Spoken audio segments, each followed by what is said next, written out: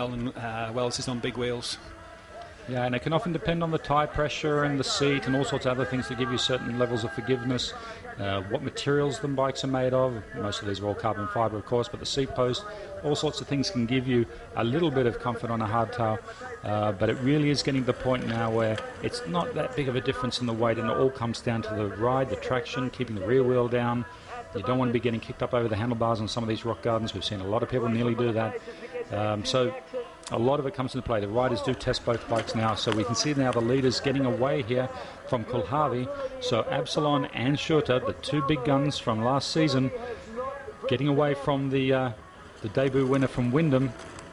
And that could just be a lot of experience, who knows. But Kulhavi, you have to take your hat off to him. He did take it from the beginning and really try and meet these top guys on the first half of the race, and show that it was no fluke that he won in Wyndham last year and was on nearly every podium last year, to be honest. So Kulhavi sitting in third and now in danger of being caught up by fourth and fifth if he doesn't watch himself. Long gap back now to sixth place. I think with Kulhavi as well, he had a great year last year on a relatively small team, and he got picked up by the biggest team in the world, and there's certainly some pressure and expectation on his own shoulders to show that he's worthy of that place, because I think there's so many people gunning for a place on Specialized that it is interesting. We did talk to him as well at the end of 2009, and his comment was he preferred to stay on a smaller team, and he did do that in 2010, and I guess with the results it just becomes too difficult to turn down offers from pro teams, and there he is now on the full Specialized factory team. The Rubena Specialized team out of the Czech Republic is still operating, and they do have riders, but he's now on the big red. At some point the checkbook definitely helps, you know, however much you like a small team. Yes, so he's riding the full sus, the full suspension Epic 29er, and as I said, won the World Cup in Wyndham, but he also got a second in Chambéry, which is important for the World Championships. A big guy like that did very well on that course, and no real course changes for this year for the World Championship, Simon, on the World's course compared to the World Cup last year in Chambéry. Not that we've heard about, no, but with Chambéry, you know, they can make some changes quite late on, and we don't really know until we show up what's going to happen there. I don't think. So there's no course submissions from the organiser of the UCI to show them what they're doing or anything like that? Well, usually.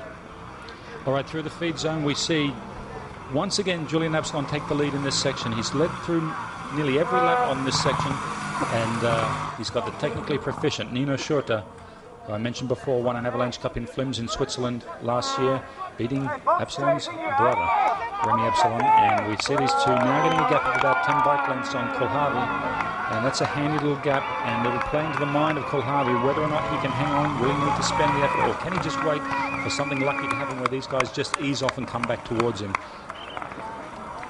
I think we'll know that coming up the finishing straight this lap. I think Absalon and Schurter will definitely be looking at each other riding up here, and it's whether Kulhavi's got the strength left to bridge that gap.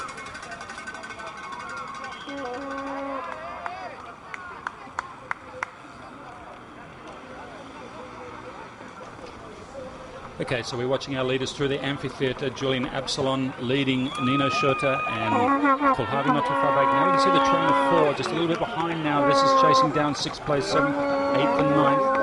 And looking, just a reminder, tomorrow we have the women's downhill live at 1:15 Central European time, and it's 2 o'clock for the men, so be sure to join in here. The vocals of Mr. Rob Warner and special guests, as they call the first downhill World Cup of the year. It should be a thriller, and haven't heard any weather forecast for tomorrow, Will, but either way it should be pretty exciting. You heard anything? The one I saw yesterday was similar to today, so clear blue skies and nice and warm and sunny. Very good indeed. At the beginning of the week, looked like we were going to have 3 rainy days in a week. We've only had one that came on Wednesday night and a bit of Thursday morning, but since then it's been absolutely perfect. And this venue does dry out very quickly, it has to be said. If you were here last week, you needed a submarine to get to the tech zone. It was ridiculous, and you can see really on the side of the track, the swamp dried out. It does look like it's been very wet here. There were trees taken down, stormy, very, very difficult conditions. But we're blessed with the warm weather today as Barry Stanley was leading this chase group. He's sitting in position 6, plate number 9, the yellow number plate of the leading team in the world rankings. And rightly so, they have some strong rides going on here with Kulhavi, Rolls and Stander. And of course winning the women's race with Ren Chen Wong, who actually won 4 World Cups, Simon, I looked up. It's her 4th, and all of them have been early. Round 1, round 1, round 2. Right. So 2 times winner of 50s. And so she's now in the top 10 all-time winners of World Cup racing and winning. So no slouch on the bike, the Chinese, Ren Chen Wan in particular, and we saw her win today on the Specialized, and now we're watching Barry Stander sitting ahead of Lejarreta, the Spaniard, and Lejarreta, a former medalist in, I think it was under 23, or it might have been even a team relay, but he has worn the rainbow stripes before. But the UCI now, you can only wear the rainbow stripes on your sleeve if you're a former elite world champion in this field. So someone like Julian Absalon is allowed to do it, as is Nino Schurter. But if you're under 23 or a junior, you can't wear it in this particular race. Kulhavi still staying in contact there, plate number 3. And it's not over for the Czech rider by any stretch of the imagination. As we look back now to see if we can find Hamida and Fontana, well, they're not there to be seen. That is a big gap now. That looks like a lap rider, I think. That's a lap rider. Yeah, lap rider there. So once again, Will Schurter go to the inside. You're right, as regular as a Swiss clock. He goes to the inside and takes. You're right. Absalon does look very unsteady through there. For someone of his experience, he's having a bit of trouble on those rocks. Not comfortable there at all. As we have number 113. Now, I hope he doesn't hook up here with Kulhavi. This is the danger of lap riders on this particular section of the track. And 113 there, John Lee of Zimbabwe, having a little bit of trouble there, trying to stay ahead of the riders coming through at a much faster pace, as we see Hamida and Fontana on the attack. 2 different lines coming down towards the rock garden. And we see Fontana rode this beautifully last time around. And, well, there's the problem. Came in with too much speed and couldn't do anything about it. And almost T-boned the 4th place rider, Hamida, and now loses a lot of time. That will unsettle him. He's had to run down there in his Mavic Yellows and looked a little bit uncomfortable. Yeah, he had such a fast line as well. Now, Hamida would have seen this just the last minute, and he couldn't have done anything about it. That was not a tactic, or he just had to commit to his line. And, so we don't have the 4 cross commissaires on this section, so we're okay. Both riders will get through. Standing now, making a bit of a gap on his group there. Stefan Tempier following in behind now, and 22 there. Lejarreta and Todd Wells, well, getting collected there by Manuel Fumic coming through at a charge as well. So those guys coming in on the inside line will T-bone someone who's coming across for the inside left hand through the narrow section of the descent there. Very, very tricky indeed. And the next group we should be seeing through, well, I can guess it's going to be Swiss, because there are 4 Swiss that should be in the next group. We'll see which ones they are. Quite a big gap now back to these riders who are fighting for positions 12, 13 and 14. Now that looks like it's plate number 17 coming through. It's Maxime Marotte, who's worked his way through the Swiss. And Carlos Coloma, 21, sitting in behind him. Coloma was 11th last time through. Marotte was sitting back in 17th. So he's a rider on the move, Maxime Marotte, teammate of the 2nd place rider that we saw earlier today, Julien Bressette. Schurter in the lead in this section, followed by Julian Absalon. They'll be coming around to finish lap 4 and get 2 to go when we see them next at the finish line. Let's see what sort of gap they've now got on Kulhavi. The descent they just came down, there's actually 3 separate lines down there. That's got a C line as well, and it's but those guys make the A line look so easy that can never consider why anybody would try the B or the C line. And the B and the C line really, really different. They are different, yeah. There's just a different sort of technical ability required for either, and the C line is pretty much the what you probably call the chicken line. Okay. Probably see some of the junior women maybe tomorrow will try that option. Did you see some of the fans with the battery-operated chickens heading up there that were making clucking noises that they were lining that section? You got to admire the inventive crowds that we get at some of our races, and no exception here in South Africa. 1 hour and 3 minutes about to come up on the clock with 2 laps to go, so that will get us into the almost exact same lap time, race time as the women at 1:32 1/4 or 3/4. So together, these two know each other very well. They're often together at the end of a race.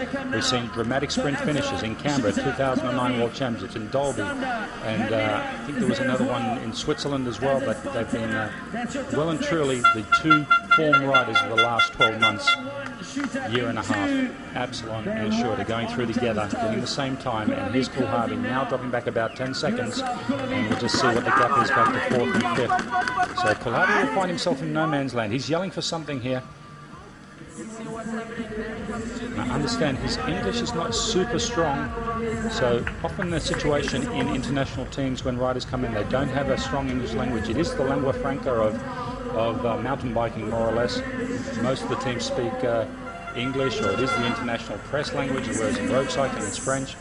And it is difficult for a rider coming in that don't have a good grasp of English language to talk to their mechanics and get across what it is that they need. But I'm sure Kulhavi will learn pretty quickly, as we see that Hamida's already come through and left Fontana, and he's put a gap into him of 17 seconds. So is Hamida trying to get across now to Kulhavi? He's 23 seconds behind him and 17 ahead of Fontana. And here comes Barry Stander in 6th place, leading this group. Barry Stander coming through with Tempierre sitting in 7th, and in 8th we should have Fumik and Lejarreta and Wells. It is Lejarreta and Wells coming through at 8 and 9, and rounding out the top 10 may well be Fumik. It is indeed. So there's our top 10 all through in 1 minute 18, and has to be said, it really is going to come down to these front 3, if not front 2.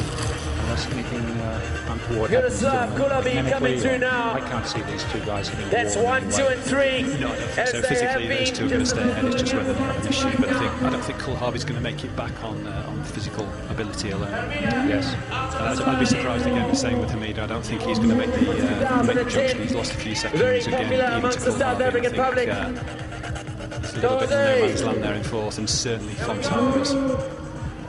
I wouldn't be surprised to see Stander and the next guys start to take a little bit of time out of Fontana. Barry Stander sitting at 1 minute 3 behind the lead, only 13 seconds behind Fontana, so that is very much a possibility. Tempierre, it has to be said, great ride by him. He's always around the 10 to 20s, and today we see him in the top 10 in 7th place, probably the closest I've seen him to a podium. Young rider coming up 123 ranks and doing very well indeed for his Italian team.